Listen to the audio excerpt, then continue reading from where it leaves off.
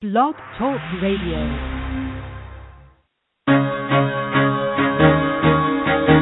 Carol the Coach. Sex, love, and relationships. We talk about it here. Carol the Coach. Compassion with contemporary relevance. I am a psychotherapist. I can be your personal life coach, and I can help you with your issues. There are no problems too small or too big. You can talk about anything. Speaker, columnist, radio TV host, and commentator. Carol the Coach brings messages of wellness and empowerment within reach of everyday people every day. Almost 5 years ago, I lost my soulmate in an accident. He was killed in a plane crash. Life just, for me, has seemed to stop. There are groups all over the city. I teach one. It is a specific way to start thinking so that you shift how you see the world, which then shifts your energy, and then you feel better and you actually see things differently. Carol the Coach. Always available, too, at carolthecoach.com. Now, I've got Russell on the line. I'm 47 years old. I'm a truck driver. I'm married. I have a wife in San Francisco. Okay. I haven't been home in 6 months. My thing is, I don't know if I have a sex addiction or what the problem is. Why do I want what I can't have? And as soon as I can have it, I don't want it anymore. You're right on target when you say, I don't know if I have a sexual addiction. Well, guess what? Yes, you do. And you know what? That's my specialty, Russell, so you're at the right place. Continue. I meet women online, and I'm in a different part of the country. I travel all 48 states, so I love sex. I hear self-esteem issues. You never felt good enough, and you didn't feel like you were getting what you should have then, and you're reenacting that now. Do you want to change that about yourself? You get what you need. Yeah. And I am so happy to be with you tonight. Hi, I'm Carol Jurgensen-Sheets, a.k.a. Carol the Coach.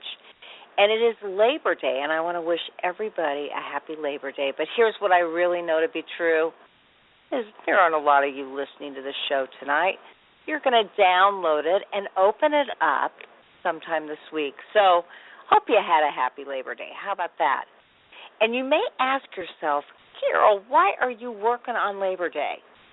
Besides being one of the hardest working women in this field, at least in Indianapolis, right, because I'm the only certified sexual addictions therapist, I also am having the pleasure of getting to work with a woman that I have admired forever. She runs the gratitude program at Pine Grove, and I wanted her to talk a little bit about what we've been dealing with in the media, in the news. You heard me talking about Jared Fogle last week because over the last 2 weeks, obviously he was from Indianapolis, and so I really spent a lot of time trying to educate people about exploitive sexual addiction, pedophiliism, and really letting people know what sexual addiction is all about. That's what I feel like my mission is and my passion is, to let them know that. Well, obviously, Ashley Madison took the world by storm in that you all know it was hacked, and lots of people experienced exposure where their name, date of birth, a lot of their credit card information was exposed, and spouses found out that there had indeed been some infidelity. And so tonight we're talking with Deb Schiller, who is the director of the Gratitudes Program at Pine Grove, one of the finest programs in the United States, possibly the world. And she's going to be talking about how are people coping with this and what do we need to know. I know that I've had some partners of sex addicts that got online and looked for their husband's names. And even when they were doing it, they thought three things. They thought, I hope this isn't a scam to get my information. Two, they thought, I hope this is really accurate so I don't have to worry if his name isn't on there. And then three, they just felt bad that they were having to do it anyway. That's one of the most unfortunate things about loving a sex addict is you put yourself in situations that you never would have thought you would have been in. Now, for my addicts that are listening right now, you know what I'm talking about. And truly, it's interesting because as I work with couples, and I do work with a lot of them, I and the great Milt Magnus say that, you know, whenever a partner is triggered and she's angry, it could be a he too, but we'll just talk she. The first thing the addict really needs to say is, honey, I am so sorry. I'm so sorry that you're put in this position. It breaks my heart. And that will diffuse some of the rage, some of the anxiety, and some of the fear. And so just remember that. If you're an addict, say, I am sorry. I am so sorry that you've been put in this compromising position. You don't deserve it. I remember when I was getting ready to get married, and my husband was really mad about something. And, you know, there was a part of me that thought, gosh, he's kind of overreacting. But at the same time, what I knew to be true is that he was very, very affected. And I remember that I said these 4 things. I said, you're right. I'm wrong. I'm sorry. Please forgive me. And those 4 things were so important to diffuse the anger and to show my fiance at the time that I totally got what he was angry about. Now, you may be saying to yourself, well, that's fine and good, Carol, but, you know, sometimes I'm not in the wrong. Sometimes she's overreacting, or sometimes she has associated something totally weird, and it is not my fault. Well, the truth of the matter is that oftentimes when a partner has been triggered, it's not necessarily rational, but they more than likely wouldn't have felt the trigger if the incident hadn't happened. So ultimately, you are responsible, and, you know, really own it. You know, one of the gifts of being a recovering sex addict is that you take 100% responsibility for what is. And you've heard me say it before, I really believe in that. I mean, that is something that I do 100% of the time. I combine that with believing that things are going to work out for the best. I really do. But I also take that 100% responsibility, because when I do, I can decide what am I going to do next.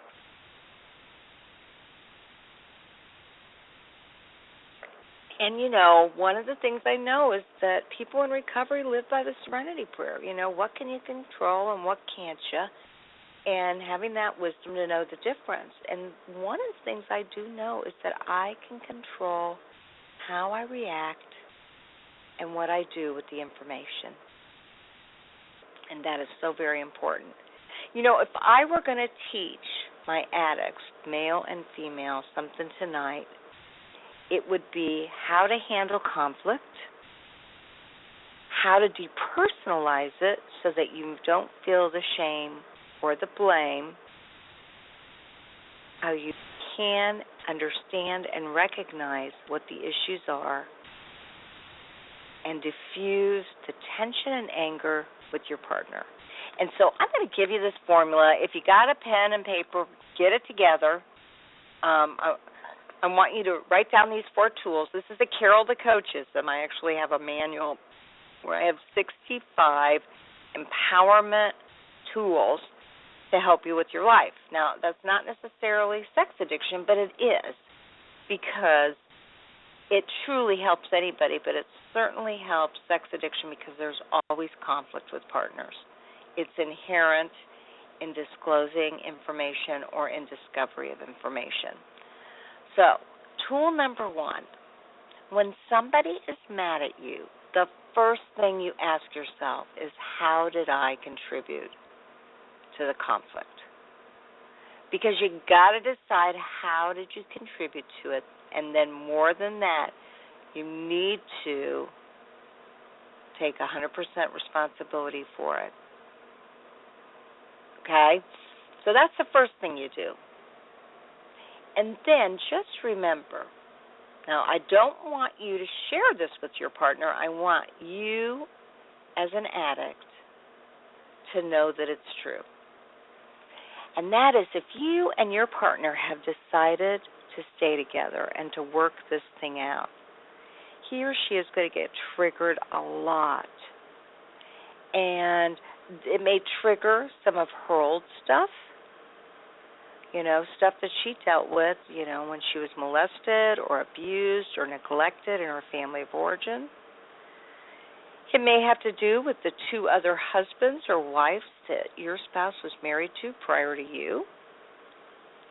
So ask yourself, how did I contribute to the problem? And then tell yourself, you know what, this reaction that's occurring is 10% about me because I caused the issue, but 90% about, let's just say, her, because it is her fear getting in the way. It is her fear that she's going to be betrayed again. It's her fear that you're not being honest. It's her fear that she can't live a normal life. So 10% is about you, 90% is about her. So that's tool number 1. How did I contribute to the problem? And knowing that 10% is about you, 90% is about your spouse. Then, tool number 2 is to say to yourself, remind yourself this isn't about you, this is about your spouse, because I'm going to want you to look at it from that situation. You got to figure out what to do to make the equation better, to make the situation better, to provide reassurance. Reassurance needs to be your middle name if you're an addict. You need to reassure your partner. Okay. So you say to yourself, this isn't about me, this is about her, and then you say, 90% of this conflict right now is all about her fears, and I'm going to make her feel better. Okay, while you're doing that, you are integrating tool number 3. And tool number 3 is where you say, and this is what's so important, to depersonalize the conflict so that you can actually head it off at the past and make the person feel better. You say to yourself the old Eleanor Roosevelt quote. You say,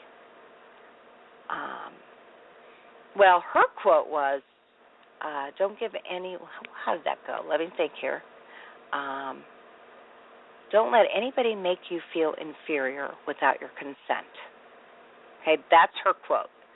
My Carol the Coachism is, I won't give him or her the power to make me feel blank. Okay? And oftentimes as an addict, don't you immediately go into guilt and shame, sadness and anger, defensiveness? Is your tail tucked between your legs? Are you feeling so bad that you're immobilized? So you're going to want to use that mantra, I won't give her the power to make me feel, and then you put the word in, inadequate, angry, sad, anxious. Okay, now this 4th tool is super important if you're going to reassure. And that is you use the other F word. No, not forgiveness. That's a good one. But faith. Faith that you are going to be able to work it out, either because you have faith in yourself, that you're strong enough not to take this personal, or faith in the relationship that the 2 of you will make it, or faith in a higher power that if you just imagine letting go and letting God or giving it up, that things are going to work out. And when you have faith in the relationship, I promise you, whether it be in yourself, the relationship, or in a higher power, you're going to do better. You're going to feel less shame and blame, and you're going to be able, again, to reassure your spouse the way you need to. Now, that's called the 4 Tools of Conflict. And if you want those kinds of tools, go to my website. This is not my sex addiction website. This is my anybody website, and it is www.carolthecoach.com. I have over 600 articles. 600 articles that can help you to feel better, to be more empowered, and to deal with conflict, anxiety, depression, addiction better. Then, of course, if you want my specialized website, go to www.sexhelpwithcarolthecoach. And I promise, between those 2 websites, you'll get a lot of good information. And I'm really excited because right now I'm putting together an ebook that gives you a lot of information about sex addiction. And we're going to sell it for $9.99, and all the proceeds, and I mean all the proceeds, are going to AFAR. And that is the Addiction Foundation. Well, it's really the Foundation for Addiction Research, especially sexual abuse.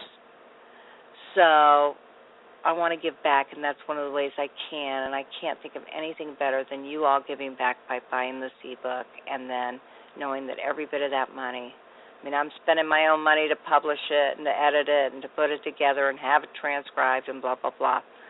You just spend $9.99 to enhance your life and educate you, as well as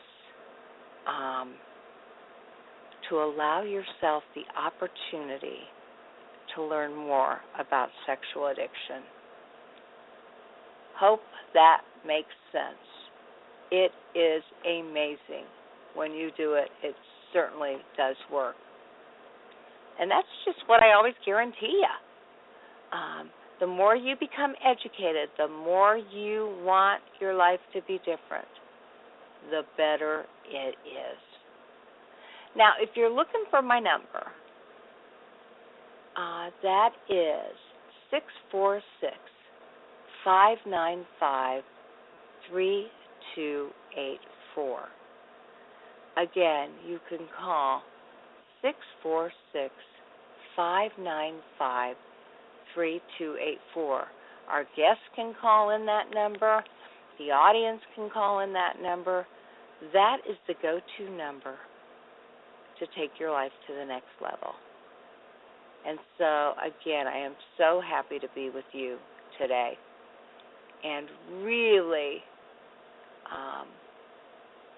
just want you to know that that's how you too can make a difference, is by calling in and asking your questions. 646-595-3284. You're listening to Carol the Coach, and this is Sex Help with Carol the Coach.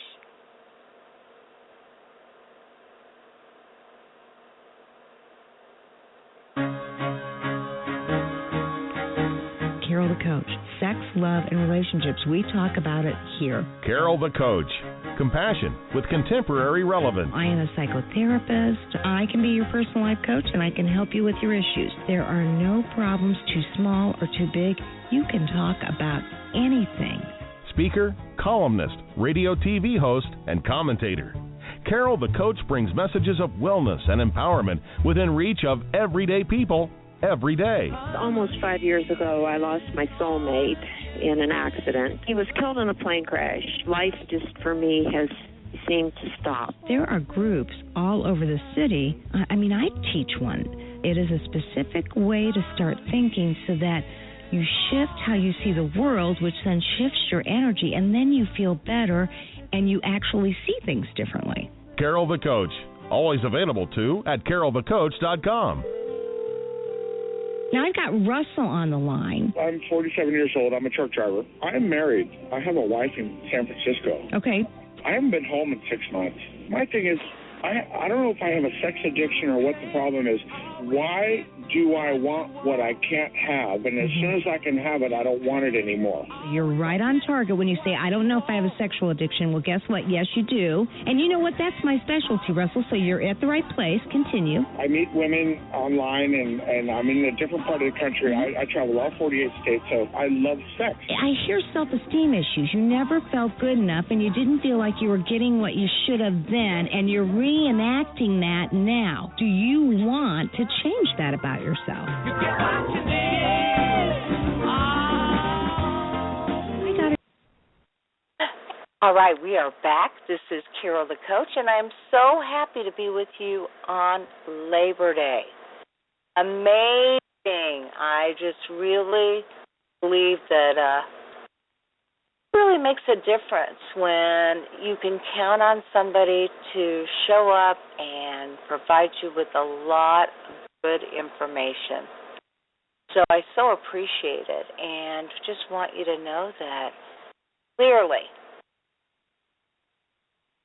you make a difference when you listen to the show.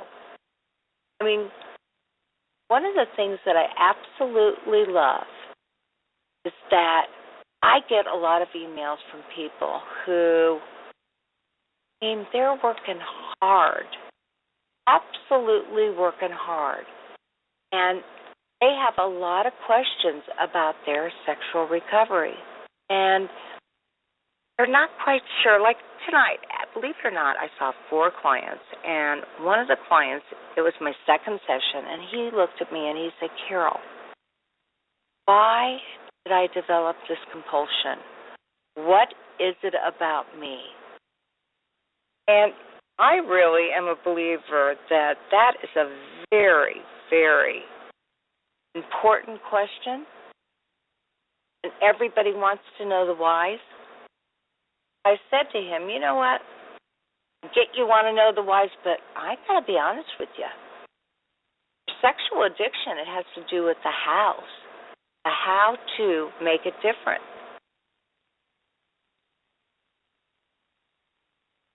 There may be a lot of different whys. You know, one of the things I know is that people have sexual addiction for 3 primarily different reasons.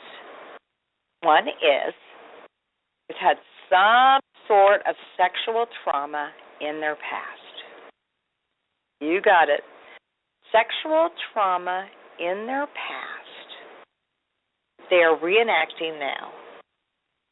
And so the compulsion was created early on in their life, maybe when they were molested or mistreated, abused or neglected. The second reason is sometimes in sexual development, the brain locks in on a specific image or experience, and it wants to replicate that image or experience over and over and over again. You know, there's no doubt that those early sexual experiences may have developed what we call an arousal template. And an arousal template is what helps people to determine what they like and why. Some men may love legs, calves. Some women may like big breasts. Some women may like younger men. And that arousal template can typically be developed early on and play itself out. And then what we also know is that sometimes your genetic makeup or what we call a dual diagnosis may contribute to the problem. If somebody has horrendous anxiety, they may use sexual addiction to medicate. They may have learned how to do that early on as a child when they masturbated and self-soothed and felt better. Or, you know, somebody may have obsessive-compulsive personality disorder or obsessive-compulsive disorder. And, you know, they've got a loop running in their brain that says, got to see something new. I got to see something new. What's out there right now? I got to see something new. Okay, so if you've got this neurochemistry that supports a fixation or a compulsion, you are more prone to sexual addiction. And if you've had wounding as a child that in any way had something to do with sexual issues, you are more than likely, you may reenact that trauma again and again and again. And, it's always nurture versus nature. Talked with a man, talked with a man earlier in the week, and his mother was a prostitute. He was so angry about that he now objectifies women and treats them angrily because he's mad at his mother. And that is eroticized rage. And when you have eroticized rage, you may act out your anger by disrespecting women or men. You may act out your anger by having some violence in your sexual relationships. You may act out your anger by having anonymous sex and not getting close and not trusting, not developing intimacy, but again, having what we call an intimacy disorder. And so, the thing that I know to be true is that any of those things may have contributed to having a sexual addiction. Now, if you're working in recovery, it matters not. But the reason is how do you manage it? How do you control it? And I say that, and I don't mean to be cavalier because if you have a sexual trauma and you're reenacting that, it's going to take a darn good therapist to help you work through those issues.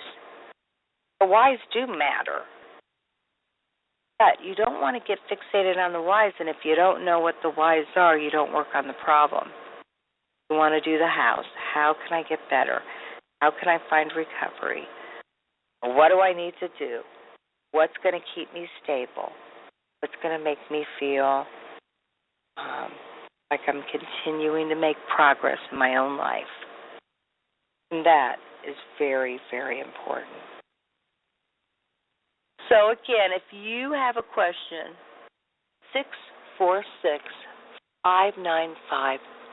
646-595-3284. Feel free to call me and ask that question, and I would be more than happy to do my best to answer it.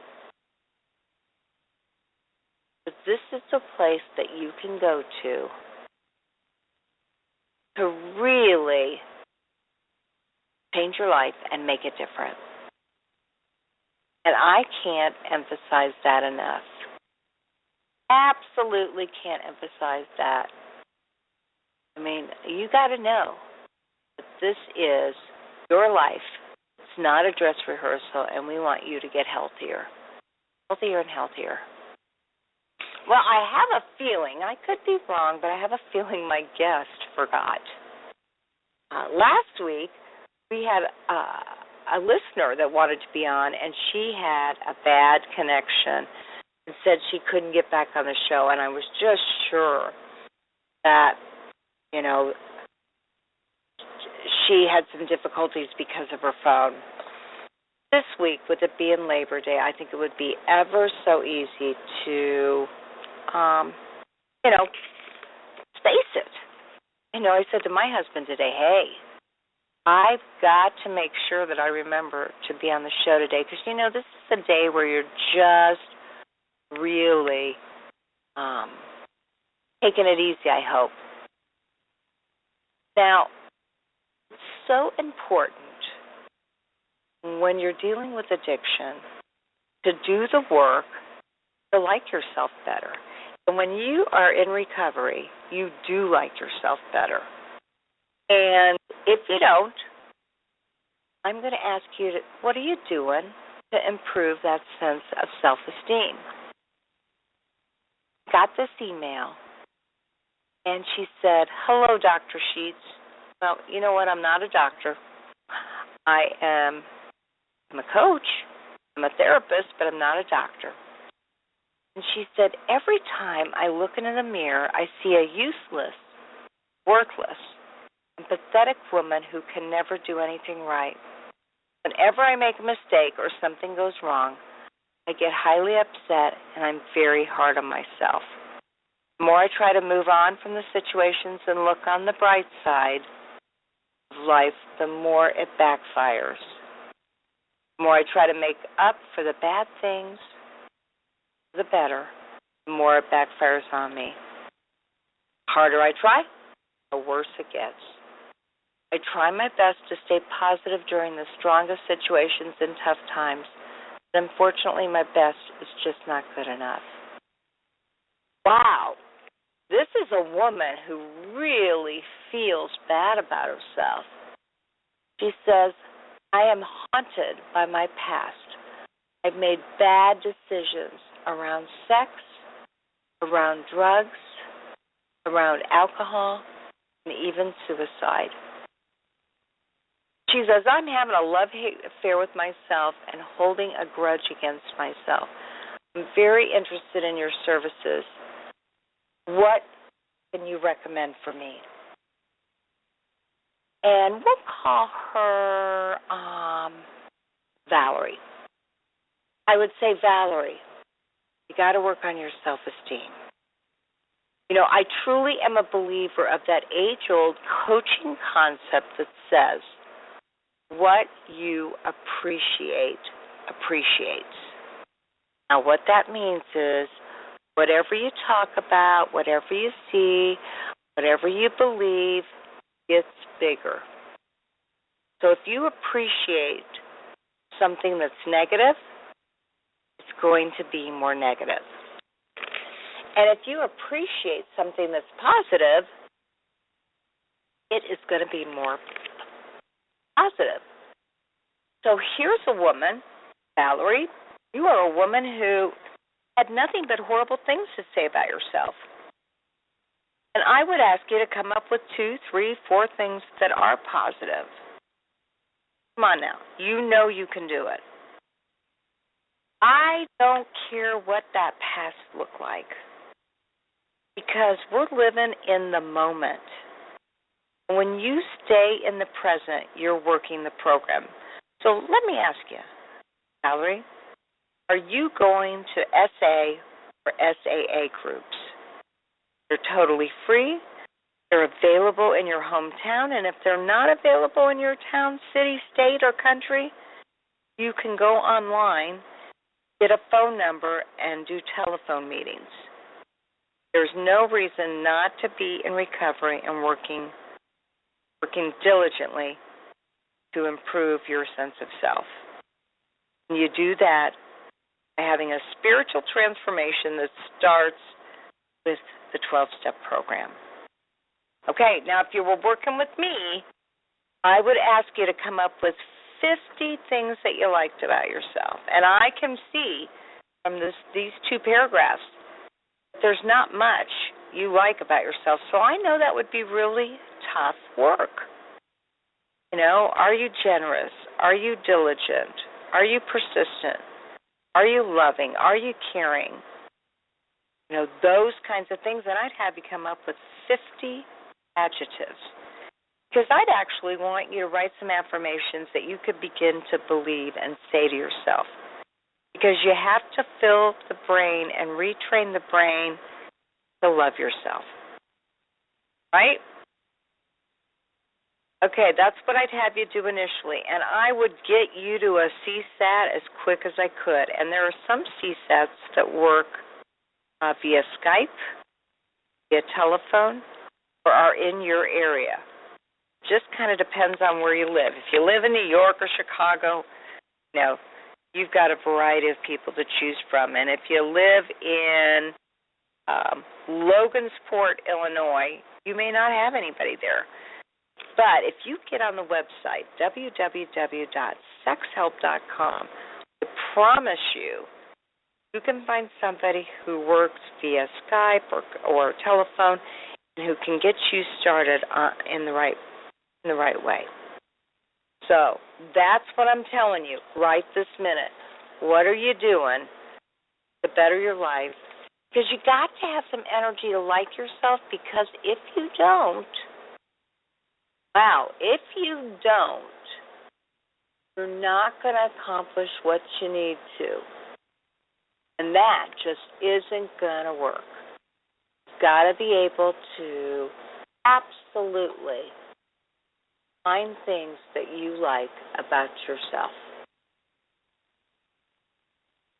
And that's what I would really advocate starting out. Finding a support person, finding a support group, the 12-step process to make that happen. It's easier than you think. I promise you. But you've got to really work hard changing things. And that first starts with your sense of self. You got to have a small belief in yourself if you're going to make life different. Now, let's talk a little bit about Ashley Madison. How did this happen? We understand how they got hacked and how people's identities became exposed. But how did this happen? Why do people go to websites when they're married to cheat with other married people? What compels them to do this? Why would they take the risk? Well, the bottom line is there's very little risk in this behavior. Certainly, it did not work out with Ashley Madison.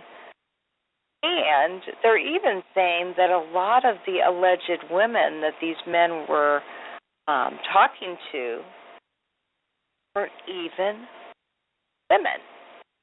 They were men pretending to be women. But again, what would make a man or a woman go to a website to cheat? So much of sexual addiction is surrounded by that escalating behavior. What's out there? What haven't I tried? Where am I going to get my new fix? Where am I going to get my new risk? And that very easily could be part of the reason that somebody decided to pursue a risky and healthy site like Ashley Madison. And anonymous sex, high-risk sex, even that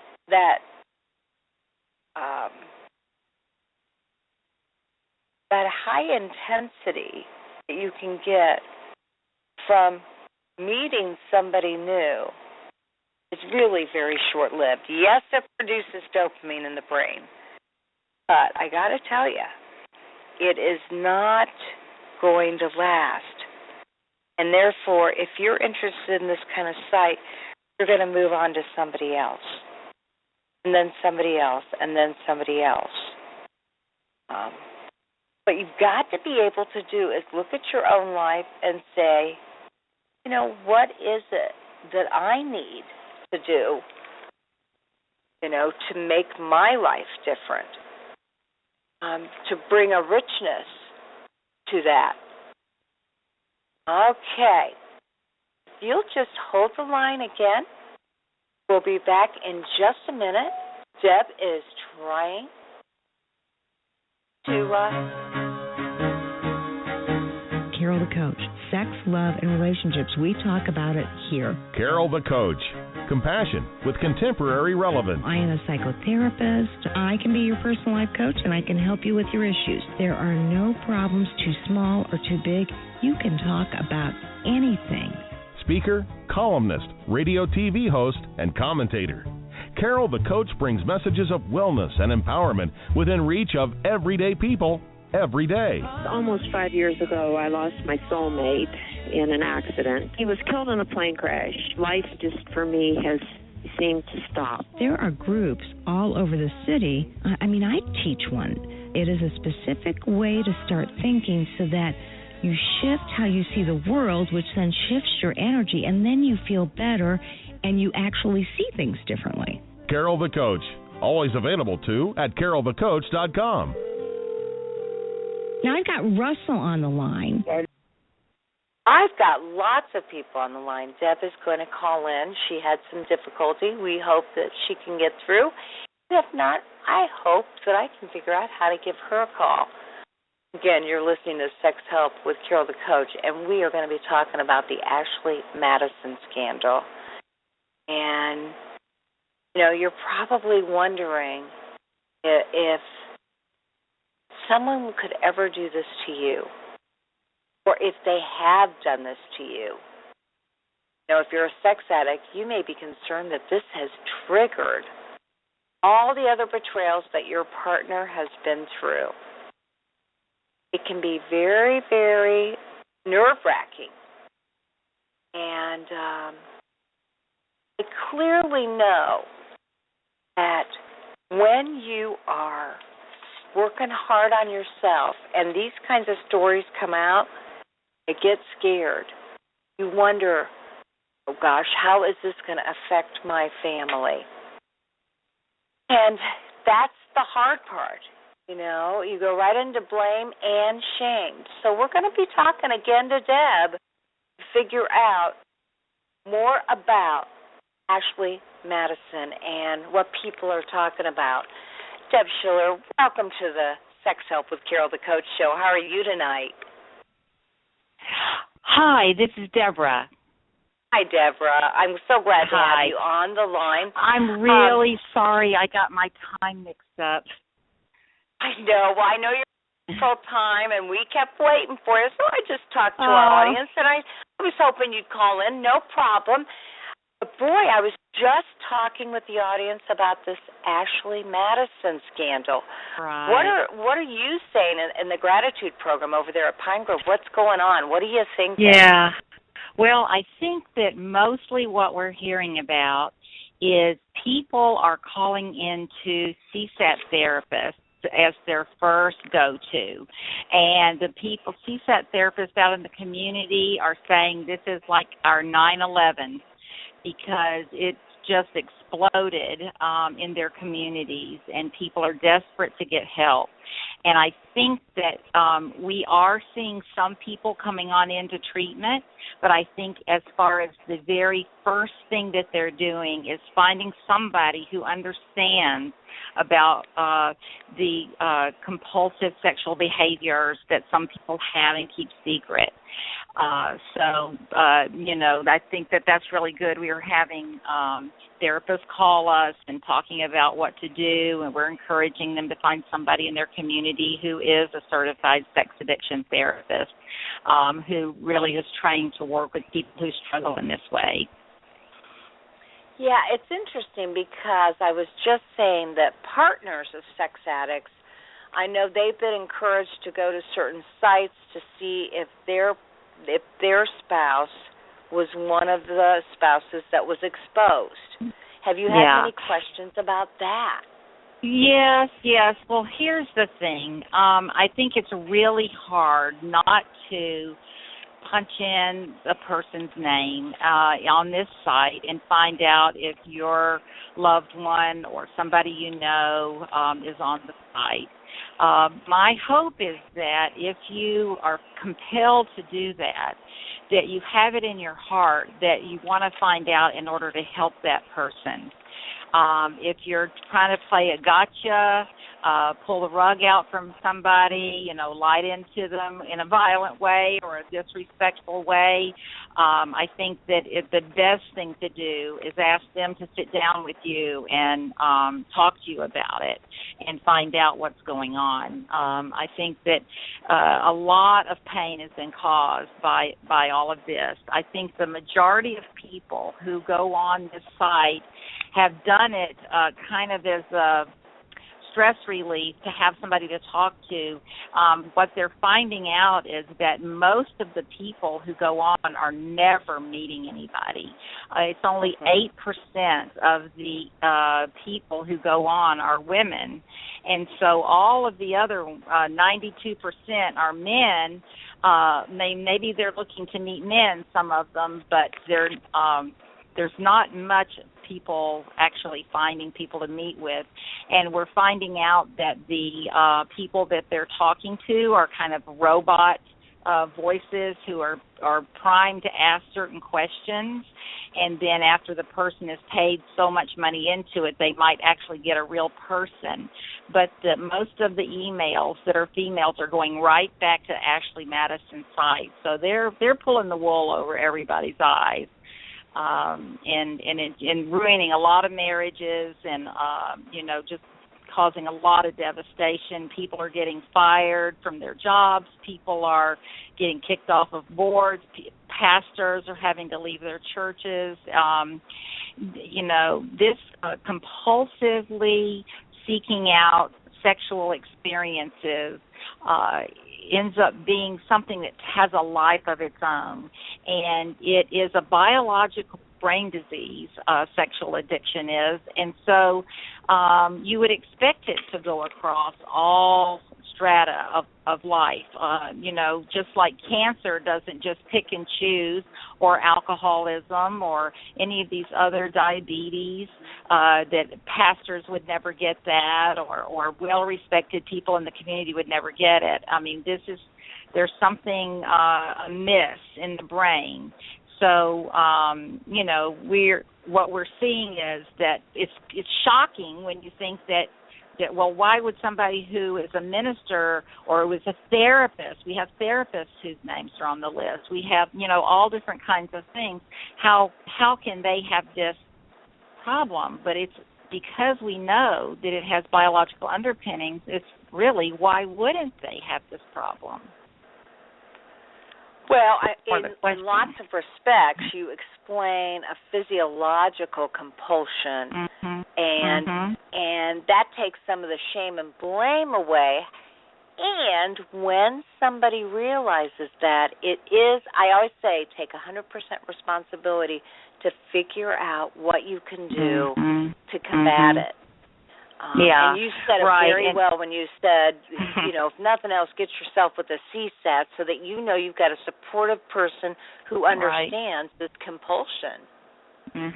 And family members, loved ones, sometimes we'll think that, okay, you're the one that has the problem, you're the one that needs to go get some therapy. But this is traumatizing to find out that what's been going on in your marriage or with your child or with your father or, something of that nature. And so you, too, deserve to get care for the trauma that you're going through right now with all of this. The inclination is to become a private investigator and to spend your whole day and all of your energy trying to find out what is going on, what is this person really doing, because you have had the rug pulled out from under you, and the way you thought the world was is not the way the world is. So to try to get your footing again and see, now, what really is going on? Where have I been while all this is happening? It's a very natural thing to want to really try to pore over all the credit cards and all the emails and all the phone numbers and all of that stuff. And we see family members,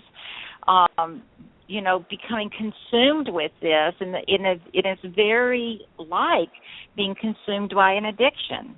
And just, children are neglected. You neglect yourself. We see people losing lots of weight or gaining lots of weight. We see people can't sleep or they just want to sleep all the time.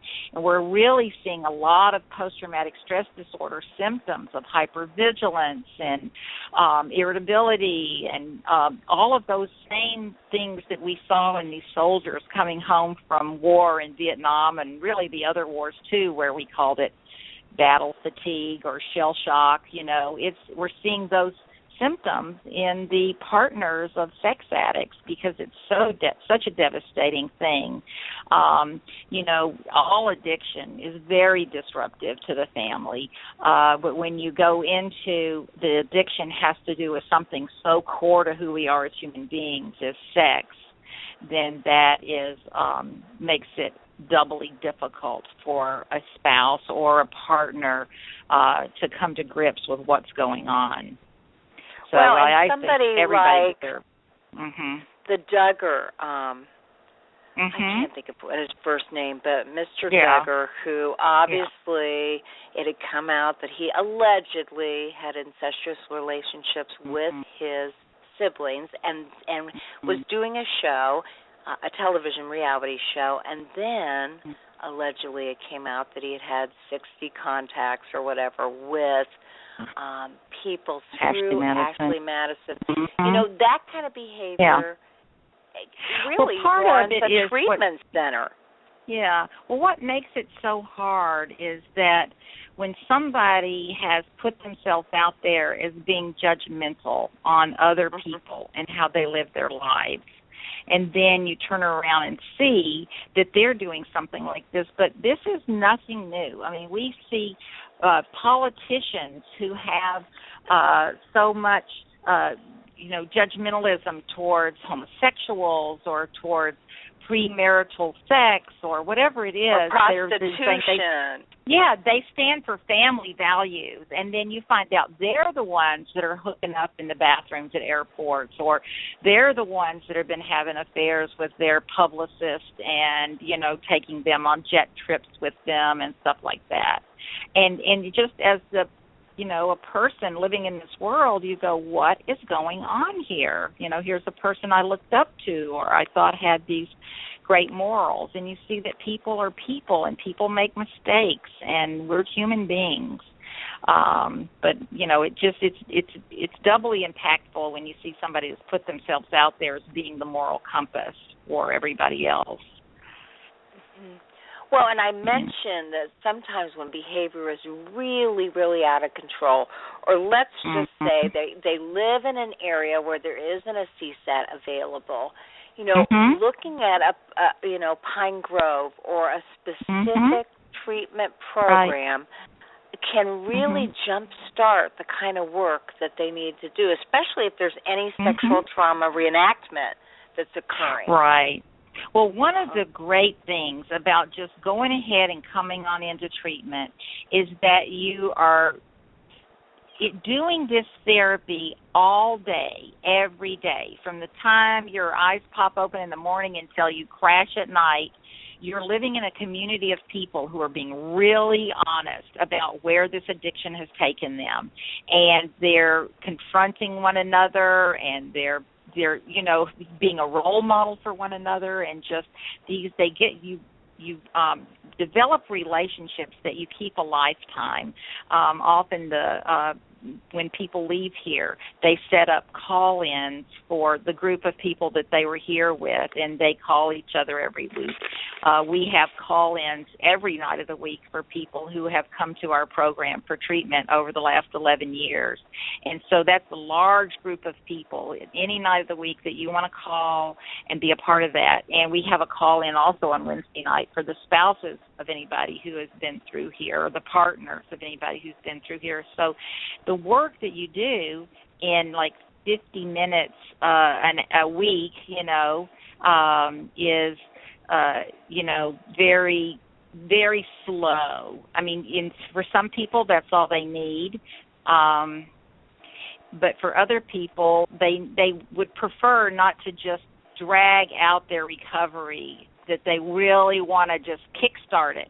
And then you can go back to your therapist and have a really good foundation laid for that.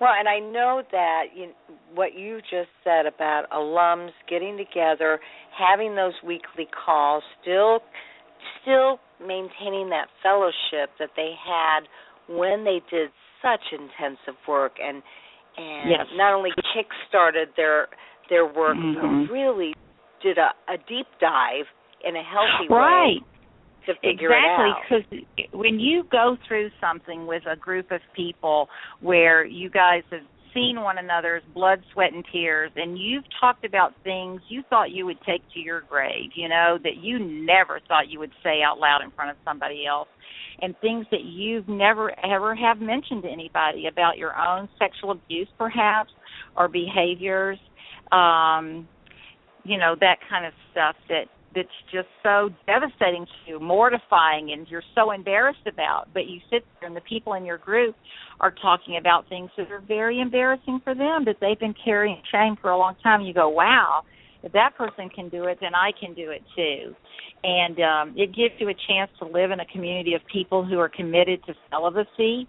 They're for 90 days while their brain heals and while they develop, decide how they're going to reincorporate healthy sexuality in their life. It just kind of gives you a chance to reset the engine in a sense, as opposed to trying to fix something as it's broken. You just stop the engine and then regroup, and when you're ready, then you start back into a healthier sex life. And some people never have really had a healthy sex life. They've never been sober when they've been having sex. It's always been more of a compulsion to them, especially with the internet the way it is now. A lot of people coming to us at 8, 9, 10, 11, 12, they started masturbating to pornography, and they've done it every day their whole lives. And so they don't really even know how to have a spiritual, connected, happy, playful, carefree kind of sex life with their partner, because it's always been having fantasies of things that they've seen in pornography or things that they've imagined. So this gives people a chance to kind of reset everything. Absolutely. And I know that originally I had contacted you because you have some wonderful intensives that are also available. Mm-hmm. And for our listening audience, they may be saying, okay, now how do I find a CSAT? Well, they know. I've told them a million how to do that, or the different treatment centers. But talk a little bit about your intensives that you provide through the Gratitude Program. And Yes. So Caroline Smith is the director of our intensives. And so the things that she really specializes in doing is one called Christian Personal Freedom.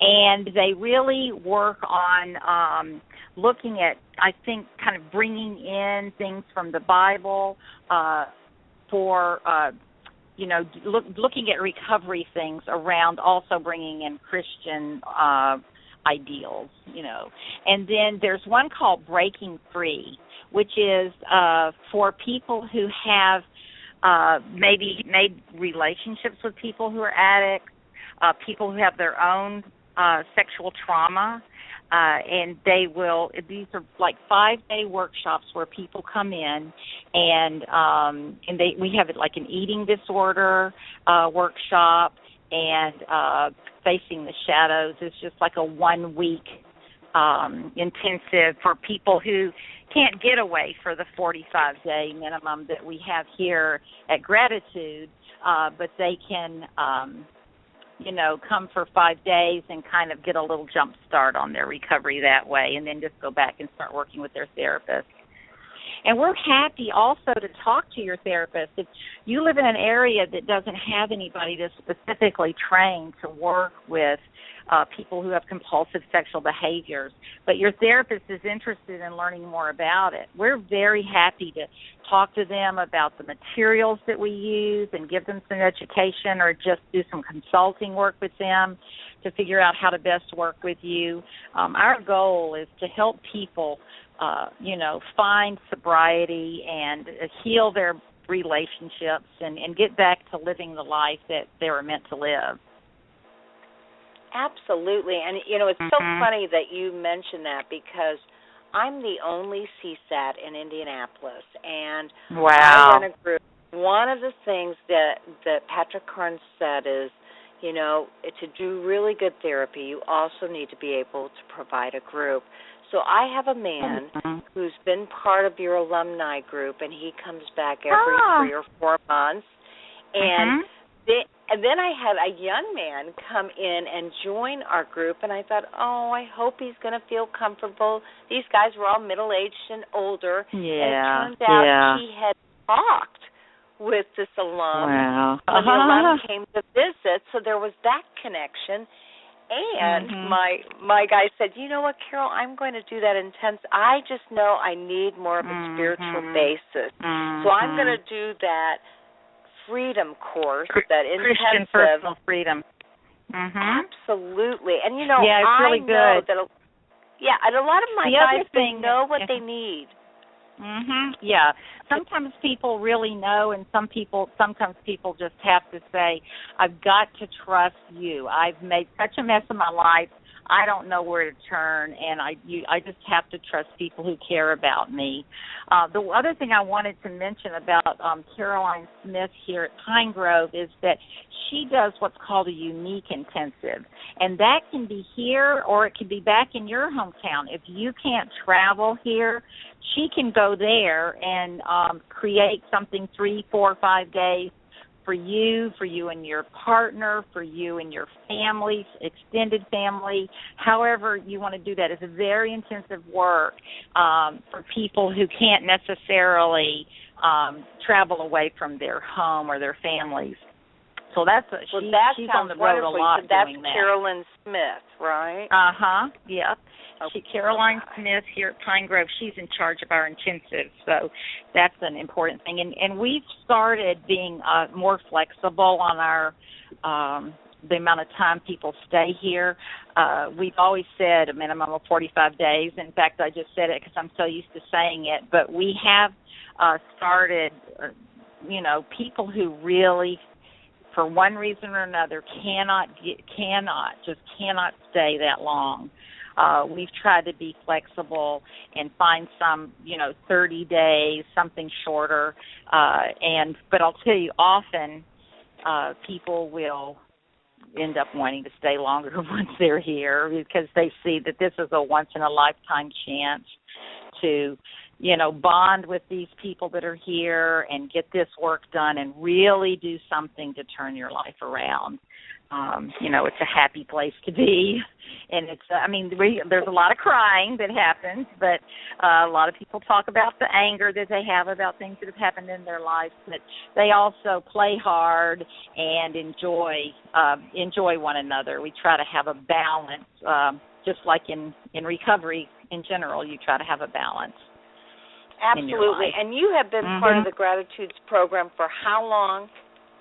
I have been here at Pine Grove for 11 years, and I came over after the first year to Gratitude. At first, when they were starting it up, I came when Patrick Carnes came here because I was with him at the Meadows. And so when he came to Pine Grove, I came as well. But I worked in the professional enhancement program while they were getting this program off the ground. And then, once it was in full swing, I came on over here and worked as a therapist and then as a clinical director and then now as the director of the program. Well, very good. So I love this program, I'll tell you. Well, you can feel the energy, and if people want to get a hold of Pine Grove, how can they do that? Okay, so the best way to do would be to call the call center, and I'll give you that number. It is 888-574-4673, and 24 hours a day we have counselors that'll take your call, talk to you, help you decide what level of care you need. If it seems like you might need to come in patient, they'll do about an hour-long intake with you where they really talk to you about what's going on in your life, and then they will staff that with our psychiatrist, psychologist, and with myself, and we'll give you our best guess. If you have multiple addictions or have certain other issues, we'll probably say it's going to be, it's looking like you might need at least 60 days, or for some people even 90 days. But we can pretty much judge that up front and give people a good idea. I know there's some places that'll just tell people, oh, we can treat you in 2 weeks or 28 days or whatever, just hoping that people will come in and stay longer. But we try to give people our best guess up front so there won't be any surprises. Absolutely. Yeah. So, but, my heart goes out to people who are going through this. I've just talked to so many counselors out there whose patient population is just in an uproar. Their communities are, people are wanting answers. They don't know what to do. And I just encourage people really to have compassion, to kind of frame what's going on in light of the person's individual struggles. This is not a happy person who has turned to a website for connection. So there's something going on in this person's life that they're stressed out about, or that they're feeling so much shame about, that this is what they've turned to.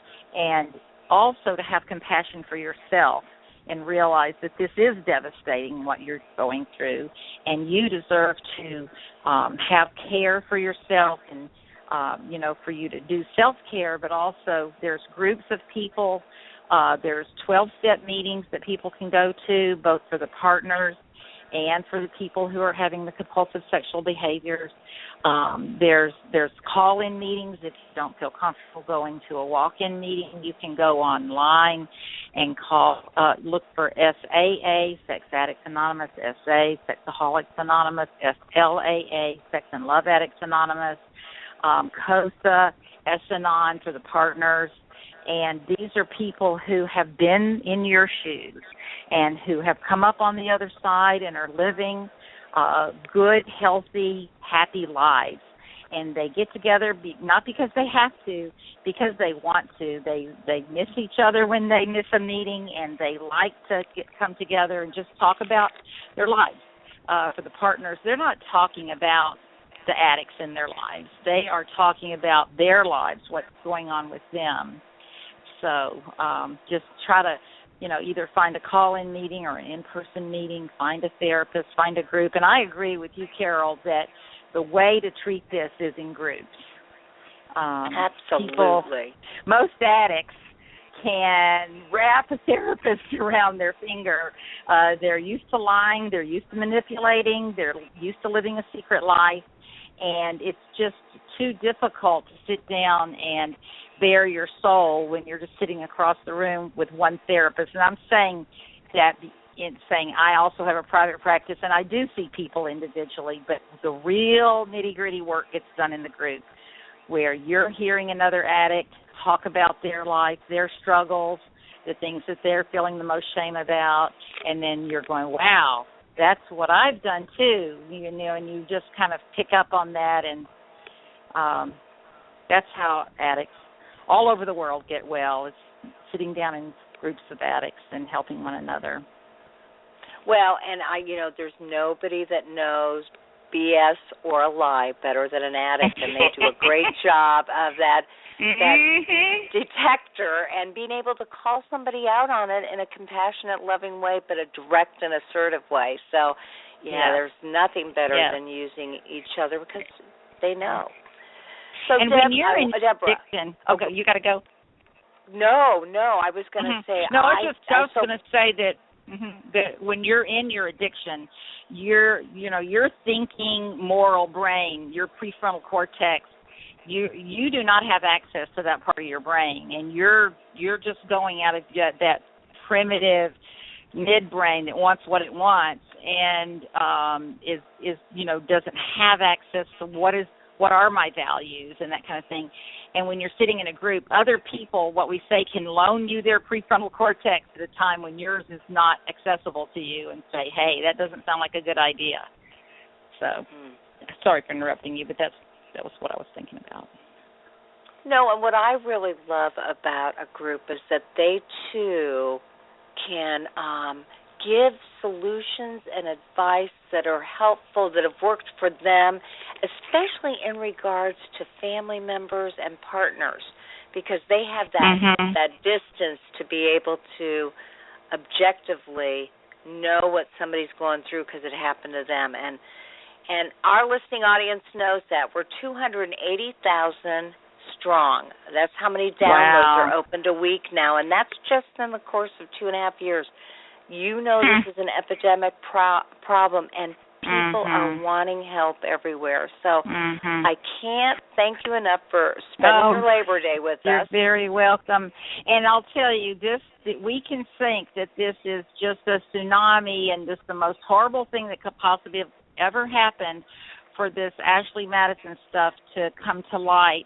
But my hope is that something good will come from it, that people who are suffering out there and are trapped in a life of addiction finally can say, I need help, and can surrender to this and say, just say, I can't do this. I need somebody to help me, that they might have gone on and on for years without getting the help they needed. So thanks a lot, Carol. I do appreciate your patience with me. I had my timing wrong, but am glad that we had time to spend together. Absolutely. You take care, and thanks again. All right. Okay, good night now. Night. All right. Well, we ran a little bit long. I so appreciate you hanging in there with us. As you can tell, she's delightful and obviously knows her stuff. You don't become a director of a program if you don't know it. So the Gratitudes program out of Hattiesburg, Mississippi, and she's worked with Patrick Carnes, and he's the best. So she's got her information, and obviously a lot of gratitude for you all who want to get healthy, and that's why you're listening to this show. I know it's because you want to make a change in your life, or you want to keep them going. And I will see you next week for more Sex Help with Carol the Coach. Now listen, have a great week. And as I say at the end of every show, there's only going to be one of you at all times. So fearlessly have the courage to be yourself. Be your authentic self. Have a great week.